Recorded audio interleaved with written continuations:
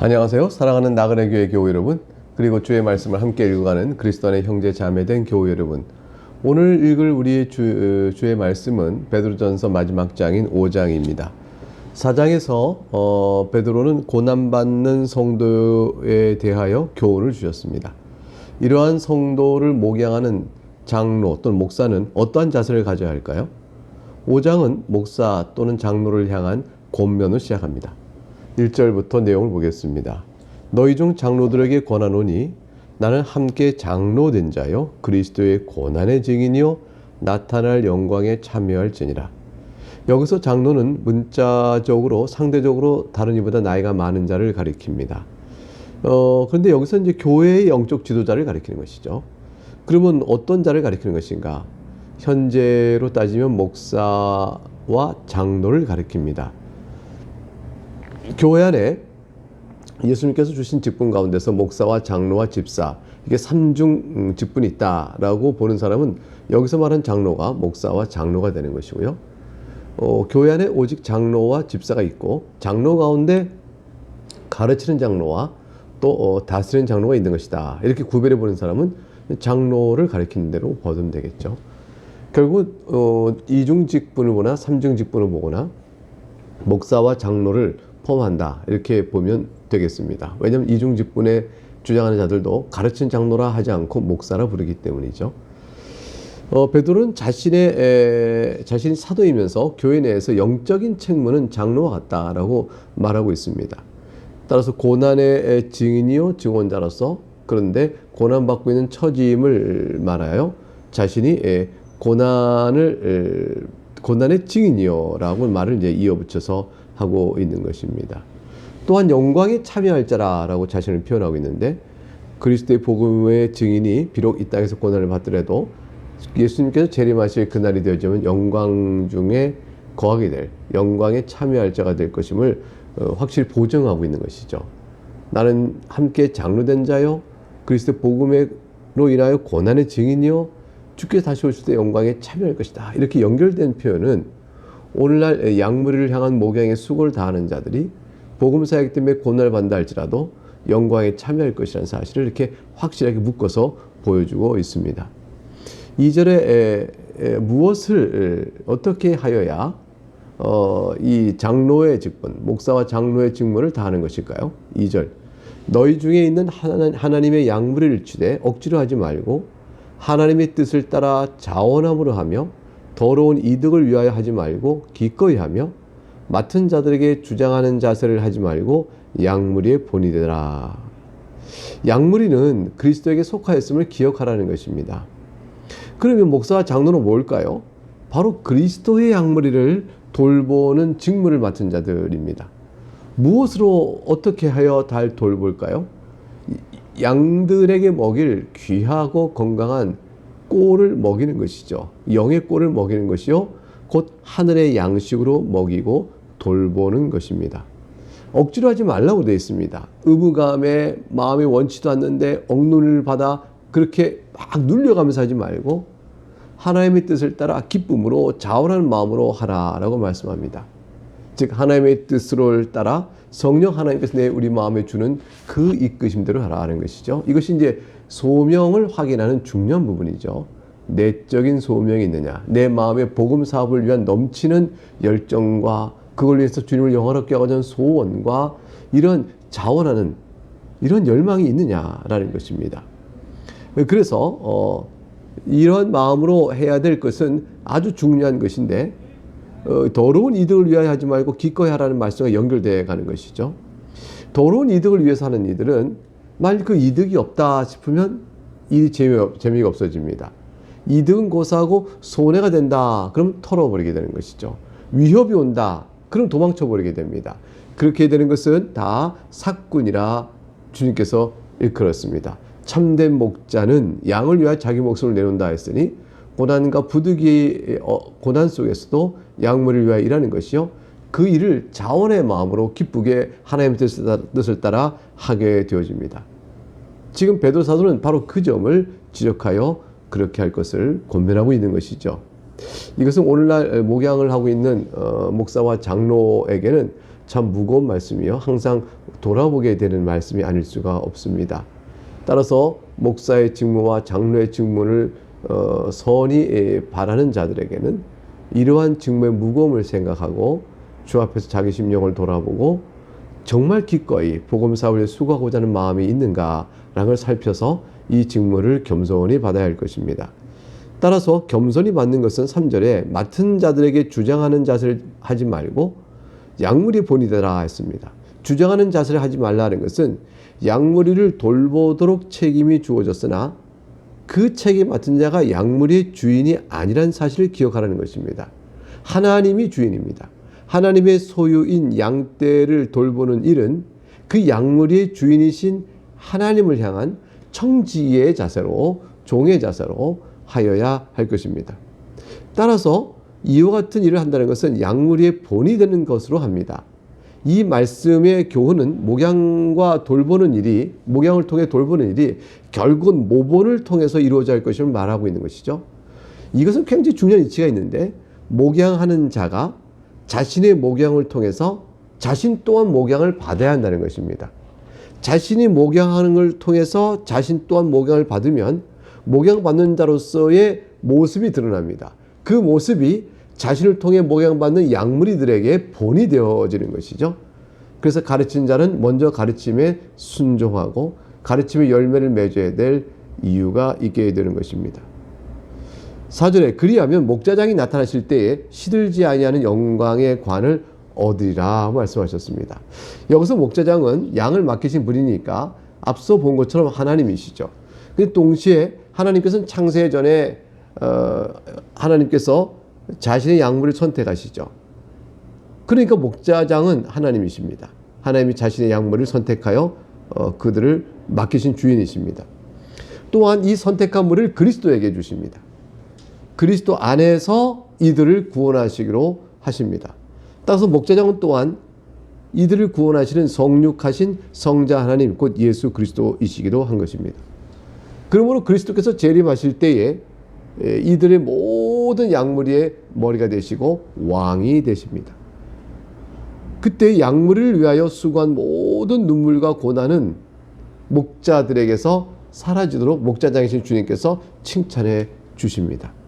그러므로 지금 베드로 사도는 목자장이 오실 그날에 시들지 않은 영광의 관을 얻을 것이니 목자들이여 여러분들이 이러한 고난 속에서 성도들을 고난 속에 있는 성도를 돌보며 여러분들이 본이 되어져서 목양하는 그 수고를 아끼지 마시오. 당신들의 수고와 눈물과 고난은 주님 다시 오실 때 목자장이신 주님 오실 때 다 사라질 것이요 여러분에게 영광의 면류관이 주어질 것입니다. 이것은 직분을 맡은 장로, 목사와 장로에게만 해당된 것이 아니고 그리스도를 위하여 죽도록 충성하는, 끝까지 충성하는, 그리스도 향하여 섬기는 마음으로 신실하게 나아가는 모든 성도들에게 다 똑같이 해당되는 영광입니다. 주님께서는 자신에게 충성하신 모든 성도들을 그날에 칭찬하시고 상을 베풀어 주십니다. 이런 것을 생각할 때 짧은 한 인생을 살면서 우리는 무엇에 기쁨을 갖고 무엇에 영광을 돌리며 무엇을 추구하며 살 것인가를 생각하게 되어집니다. 5절과 6절은 목사와 장로의 목양에 대하여 젊은 모든 성도들은 어떠한 자세를 가져야 할 것인지에 교훈합니다. 5절 볼까요? 젊은 자들아 이와 같이 장로들에게 순종하고 다 서로 겸손으로 허리를 동이라. 하나님은 교만한 자를 대적하시되 겸손한 자들에게는 은혜를 주시니라. 젊은 자는 장로보다 연배가 낮은 자를 말하면서도 교회 질서상 장로의 권위 아래 있는 자를 뜻합니다. 이들에게는 연배는 자기가 혹 높은 경우가 생길 수도 있겠죠. 그럴 수 있지 않겠습니까? 그러더라도 교회 질서상 자신이 그 장로의 권위 아래 있어야 할 것도 같이 망라에 말한다고 교훈을 받아야 옳을 것입니다. 이들에게 권하는 말씀은 장로에게 순종하고 겸손으로 허리를 동이라는 말씀입니다. 이것은 실로 죄성이 작용하고 있는 우리들에게 있어서는 사실 쉬운 일이 아닙니다. 권위 아래 질서에 따라 순종한다는 것은 쉽지가 않습니다. 억압과 위협이 있거나 생계가 위협받거나 손해가 볼 것이라는 어떤 위협이 있으면 권위 아래 순종할 수 있겠지만 그렇지 않다라고 생각되어지면 자기가 임의로 행하는 일이 있고 방자하게 되어지죠. 그러나 사도 베드로는 지금 이곳에서 주님께서 세우신 질서를 따라 그 개인이 아니라 그 직분에 대한 존경심으로 겸손하라고 말씀하고 있습니다. 5절 볼까요? 젊은 자들아 이와 같이 항상 순종하고 다 서로 겸손으로 허리를 동이라 그랬어요. 하나님은 교만한 자를 대적하시되 겸손한 자들에게 은혜를 주시니라. 바로 신학적 이유를 제시하고 있습니다. 하나님께서 교만한 자를 대적하시니 하나님께서 세워진 질서를 거슬려 대적하는 자, 그 질서에 따라 세워진 직분을 존경하지 않는 자는 결국은 하나님을 향하여 대적하는 데까지 나가는 그 교만의 극치인 마귀를 따라가는 실족이 있게 되어진다는 것이죠. 그러므로 겸손으로 허리를 동이고 단단히 마음을 먹고 그 일에 순복할 것을 말합니다. 우리의 마음을 다스릴 것을 요구하고 있는 것이죠. 죄성에 의해서 우리는 거슬리는 마음이 있기 때문입니다. 그 근본이 마귀적이라는 사실을 생각하고 우리 마음속에 하나님이 세우신 질서에 따라 직분을 존중히 여김으로 직분을 맡은 자의 말에 서로 하나님의 말씀의 뜻에 따라 순복하는 그러한 일이 있어야 할 것입니다. 6절 그러므로 하나님의 능하신 손 아래에서 겸손하라. 때가 되면 너희를 높이시리라. 때가 되면 주 안에서 주님의 질서를 따라 장로의 직분을 존경하며 순종한 자를 높이실 것이라고 말씀하십니다. 곧 하나님께서 옳다고 칭찬할 것이니 영광을 받게 될 것이라는 말씀이죠. 근본적으로 모든 교만을 다스리는 겸손의 신앙은 모든 염려를 포함하는 모든 일을 그 일들을 다 주님께 의탁하라 하는 믿음에서 비롯되는 것이므로 그 권면이 7절에서 이어지게 됩니다. 너희 염려를 다 주께 맡기라. 이는 그가 너희를 돌보심이라. 하나님께 모든 것을 맡기고 의지하는 심령과 더불어 겸손한 심령은 마귀를 대적하는 영적 각성이 있어야 하기 때문에 8절의 말씀은 바로 이렇게 이어집니다. 근신하라 깨어라. 너희 대적 마귀가 우는 사자같이 두루 다니며 삼킬 차를 찾나니 9절 전반절 너희는 믿음을 굳건하게 하여 그를 대적하라. 마귀가 어떻게 우리를 시험하고 넘어뜨립니까? 교만한 마음을 줘서 그렇습니다. 교회의 보살핌과 지도를 업신여기게 되어집니다. 그리고 또한 한편으로는 고난을 주어서 위협하여 우리를 넘어뜨리게 합니다. 우리의 내적인 교만함을 부추기고 또 밖으로는 위협을 줘서 굴복하게 만드는 식으로 우리를 이끌어 갑니다. 그래서 시험하고 넘어뜨리게 되어지죠. 이게 마귀의 역사입니다. 그러나 항상 믿음을 굳건하게 하여 마귀를 대적하십시오. 왜냐하면 이 마귀의 싸움 속에 내가 당하는 일이 어떠한 일이든 간지 이 일은 나만이 당하는 것이 아니라 이 세상에 있는 모든 교회들마다 다 당하고 있는 것이므로 이 싸움에 승리할 수 있도록 마음을 단속하라고 9절 하반절에 이어져 나옵니다. 이는 세상에 있는 너희 형제들도 동일한 고난을 당하는 줄을 알미라. 모든 염려를 주께 맡기고 그 힘으로 믿음을 굳건하게 하여 마귀를 대적하라. 이때 이 고난의 싸움은 홀로 하고 있지 않고 여러분들도 기억하시오. 여러분의 형제들도 동일한 고난을 당하고 있습니다. 그러니 그것을 기억하고 힘을 내십시오. 하나님께서 이러한 양무리를 끝까지 지키실 것이라. 10절부터 11절에 말씀이 설명되어 나옵니다. 모든 은혜의 하나님 곧 그리스도 안에서 너희를 부르사 자기의 영원한 영광에 들어가게 하신 이가 잠깐 고난을 당한 너희를 친히 온전하게 하시며 굳건하게 하시며 강하게 하시며 터를 견고하게 하시리라 그랬습니다. 하나님 앞에 모든 은혜의 하나님이라고 되어 있습니다. 왜 은혜의 하나님일까요? 우리를 하나님의 영원한 영광에 들어가게 하시는 은혜를 베푸시기 때문에 하나님은 우리에게서 너무 좋으신 선하신 은혜의 하나님입니다. 이를 위해서 그리스도 안에서 모든 우리를 하나님의 은혜의 영광에 들어갈 수 있도록 하기 위한 모든 조건을 다 이루시고 우리의 죄값을 치르시고 우리를 의의 의인으로 우리를 삼아주시고 우리를 불러주신 것입니다. 우리를 불러주셔서 그래서 하나님의 영광에 들어가도록 하시게 하시니 이 모든 일이 그리스도의 사역이나 우리를 부르신 성령 하나님의 사역이나 하나님의 선택이나 이 모든 일이 다 하나님의 은혜가 아닐 수가 없습니다. 그래서 은혜의 하나님이 우리가 잠깐 고난을 당한 너희를 그랬습니다. 잠깐 고난을 당한 너희를, 즉 우리가 이 세상에서는 잠깐 고난을 받는 것이죠.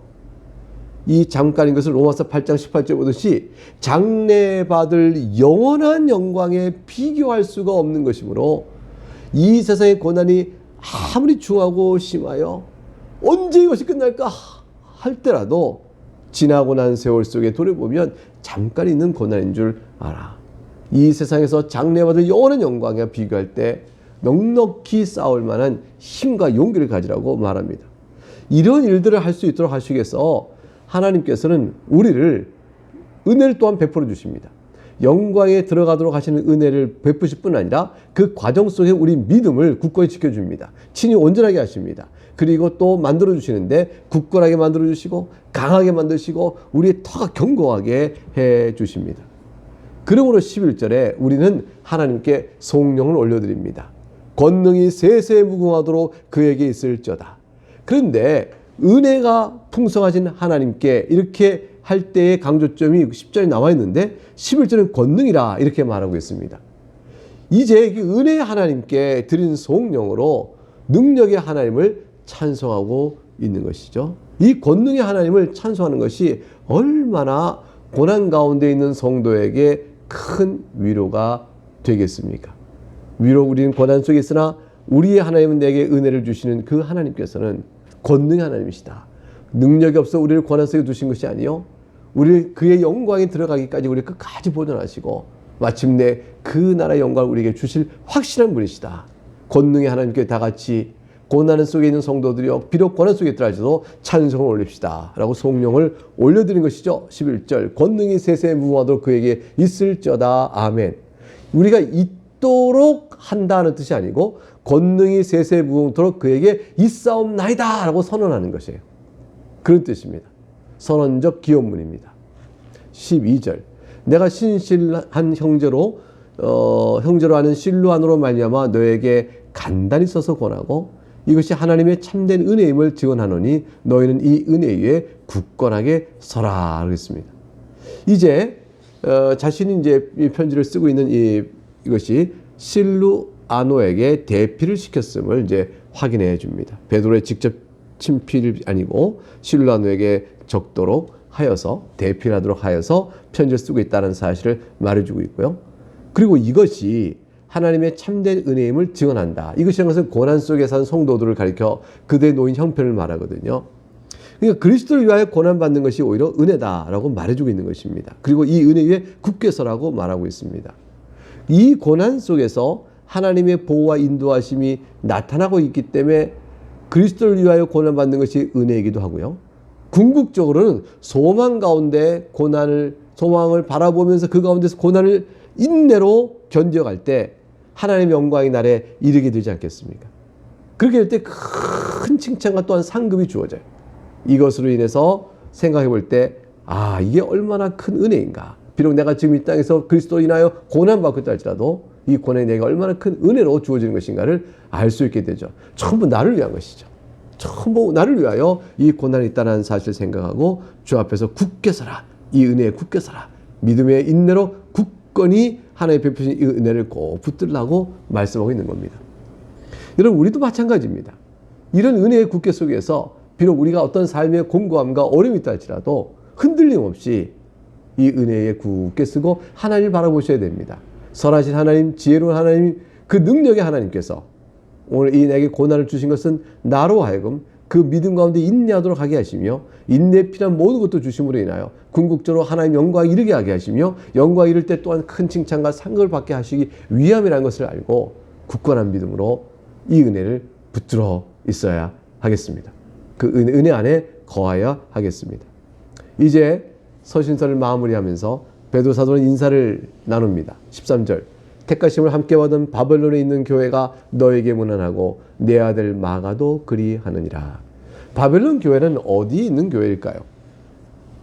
바벨론의 포로로 유대인들이 끌어가죠. 남유다가 바벨론 제국에서 멸망한 다음에 그로서 끌려갑니다.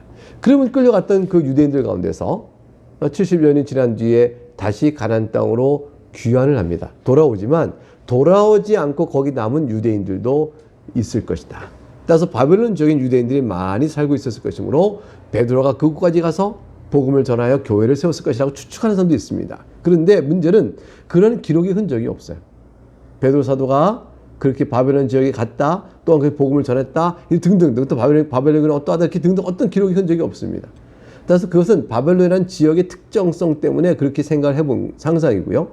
실제로 많은 학자들은, 거의 대부분 학자들은 이 바벨론 교회가 곧 로마 교회를 가리킨다고 생각을 합니다. 바벨론 제국이 온 세상을 제패했듯이 그때로부터 온 세상을 제패하는 제국을 가리켜서 바벨론이라고 상정화시켜 말했고, 로마 교회를 가리켜서 그래서 바벨론 교회라고 말하는 것으로 이해하고 있는 것이죠. 실제 베드로는 로마에 있었고, 또 여기 나오고 있는 마가, 내 아들 마가도 그리 아니라 이 마가도 로마에서 거했었습니다. 바울 사도가 디모데를 내 믿음의 아들을 하듯이 베드로 또한 마가를 가리켜서 내 믿음의 아들이라 이렇게 말하고 있죠. 여기서 마가는 요한 마가를 가리킵니다. 요한 마가 바로 우리가 잘 알고 있는 마가복음을 기록한 그 마가입니다. 14절, 오늘 살피는 본문의 마지막, 베드로전서의 마지막 절은 이렇게 끝납니다. 너희는 사랑의 입맞춤으로 서로 문안하라. 그리스도 안에 있는 너희 모든 이에게 평강이 있을지어다. 서로 문안하라. 바울은 거룩한 입맞춤을 해라. 베드로는 사랑의 입맞춤을 해라. 이렇게 말하고 있죠. 베드로가 말하는 사랑은 조건 없는 희생적 완전한 아가페적 사랑의 입맞춤을 하라고 되어 있습니다. 고난 가운데 서로 격려하며 조건 없이 은혜로 받은 그리스도 안에서의 구원을 우리가 믿고 알진대 그 하나님의 사랑을 받았은즉 형제들 서로 간에 그 공동체를 향하여, 그 무조건적인 사랑을 받은 공동체를 향하여 서로 무조건적인 헌신과 사랑의 마음으로의 입맞춤을 하시오. 다시 말하면 인사를 나누시오 라는 것입니다. 서로 간에 조건 없는 하나의 무한한 긍휼을 입은 형제들이 서로 간에 조건을 다투어 사랑과 교제를 이뤄갈 수는 없는 겁니다. 우리 또한 조건 없이 서로 사랑하라. 그 사랑의 입맞춤을 하라고 베드로 사도는 서로 인사할 성도의 교통을 할 것에 대한 성질을 말해주고 있습니다. 그리고 마지막으로 그리스도 안에 있는 너희 모든 이에게 평강이 있을지어다 이렇게 말하고 있죠. 마지막으로 평강을 기원하고 있습니다. 이 평강은 오직 그리스도 안에 있는 자들에게 주어지는 것입니다. 그리스도 은혜 안에 그리스도를 믿음으로 있는 자에게만 주어지는 평강. 그리스도 안에 있는 너희 모두에게 평강이 있을지어다. 이 베드로 사도의 마지막 축복의 선언을 우리 모두가 다 받고 있습니다. 사랑하는 교회 여러분, 여러분 모두에게 베드로 사도와 똑같이 여러분에게 권합니다. 주 그리스도 안에 있는 여러분 모두에게 평강이 있기를 축복합니다. 네, 오늘 이렇게 해서 베드로전서 5장까지 내용을 다 살폈습니다. 내일은 베드로후서를 보도록 하겠습니다. 감사합니다.